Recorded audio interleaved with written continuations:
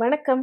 நான் Sandhya. Welcome to Thaman's kitchen. இன்னைக்கு வீடியோல கோதுமை மாவு வச்சுட்டு இவ்ளோ சாஃப்ட்டா, சூப்பரா ஒரு பரோட்டா செய்ய முடியுமான்னு தான் பார்க்க போறோம். இன்னைக்கு நான் செய்ய போற பரோட்டா பேரு லச்சா பராத்தா.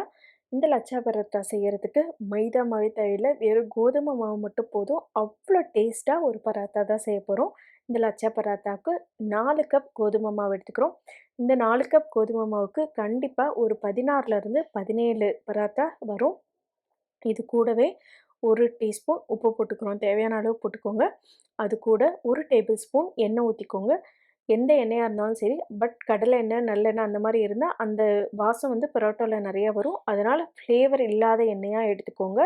எடுத்துட்டு ரீஃபைண்ட் ஆயிலா எடுத்துட்டு நல்லா மிக்ஸ் பண்ணிக்கோங்க. மாவுல அந்த உப்பும், எண்ணெயும் நல்லா கலக்கிற மாரி முதல்ல எல்லாத்தையும் நல்லா இந்த மாரி பெசஞ்சு விட்டுட்டு, நம்ம சப்பாத்திக்கு தண்ணி ஊத்துவோம் இல்லைங்களா? அந்த மாரி கொஞ்சம் கொஞ்சமா ஊத்தி பெசஞ்சு எடுத்துக்க போறோம்.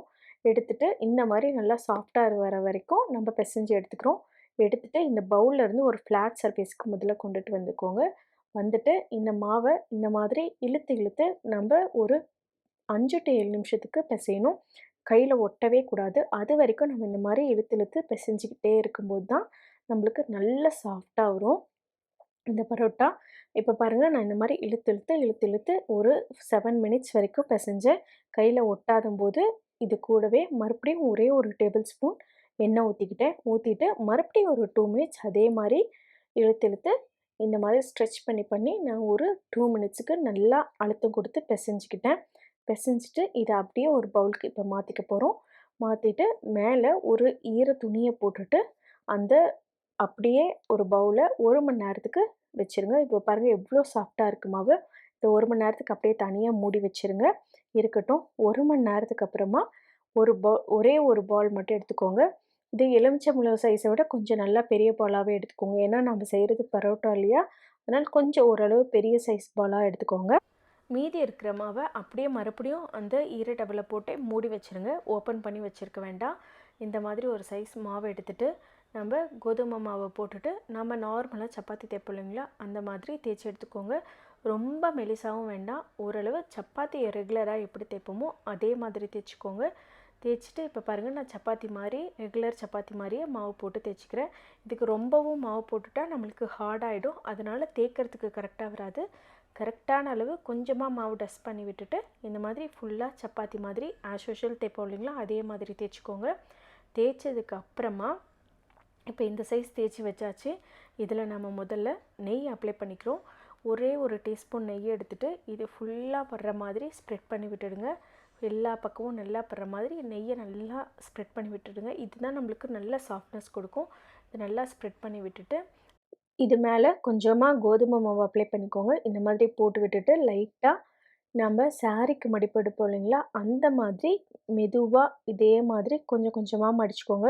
ஃபஸ்ட்டு இப்படி மடிச்சுட்டு, மறுபடியும் இதே மாதிரி லாஸ்ட்டாக எண்டு வரைக்கும் நம்ம இதை மடித்து இதே மாதிரி எடுத்துகிட்டு போகணும். ரொம்ப ஈஸியாக மடிச்சிடலாம். இந்த மாதிரி எல்லாத்தையும் ஃபுல்லாக மடிச்சுட்டு, அதுக்கப்புறம் அதை அப்படியே மேலே கொஞ்சமாக மறுபடியும் மாவு போட்டு விட்டுட்டு, இந்த மாதிரி சுருட்டிக்கோங்க. சுருட்டி விட்டுட்டு நம்ம மறுபடியும் சப்பாத்தி தேய்க்கிற மாதிரி தேய்ச்சிக்க போகிறோம். பட் அந்த அளவு மெலிசா இல்லை, கொஞ்சம் ஓரளவு மொத்தமாக தேய்ச்சிக்க போகிறோம். தேய்ச்சிட்டு நம்ம பேனை நல்லா காஞ்சிருக்கணும். காஞ்சதுக்கப்புறமா அதில் கொஞ்சமாக நெய் அப்ளை பண்ணி, நெய் ஃபுல்லாக ஸ்ப்ரெட் பண்ணி விட்டுடுங்க. ஸ்ப்ரெட் பண்ணி விட்டுட்டு, நம்ம செஞ்சு வச்சுருக்க பரோட்டாவை போட்டுட்டு, முதல்ல 2 பக்கமும் நல்லா ஹீட் படுற மாதிரி திருப்பிக்கோங்க. திருப்பி எடுத்துட்டு, அதுக்கப்புறமா இந்தாண்ட ஒரு 1/2 டீஸ்பூன் நெய் போட்டு நல்லா ஸ்ப்ரெட் பண்ணி விட்டுடுங்க. அதே மாரி அந்த சைட்லேயும் ஒரு 1/2 டீஸ்பூன் நெய் போட்டு ஸ்ப்ரெட் பண்ணி விட்டுடுங்க. அவ்வளோதான். 2 பக்கமும் நல்லா செவந்து வர வரைக்கும் நம்ம வெயிட் பண்ணிட்டு எடுத்துட்டா, அவ்வளோதான் நம்மளோட லச்சா பரோட்டா ரெடி.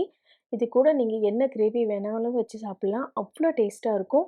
இத நல்லா இங்க பாருங்க, வேகவே நம்மளுக்கு அந்த லேயர் தனித்தனியா பிரியும். பாருங்க எவ்ளோ நல்லா சாஃப்ட்டா பிரிஞ்சு வந்திருக்கு. சாப்பிட்றதுக்கும் அவ்வளோ டேஸ்ட்டா இருக்கும்.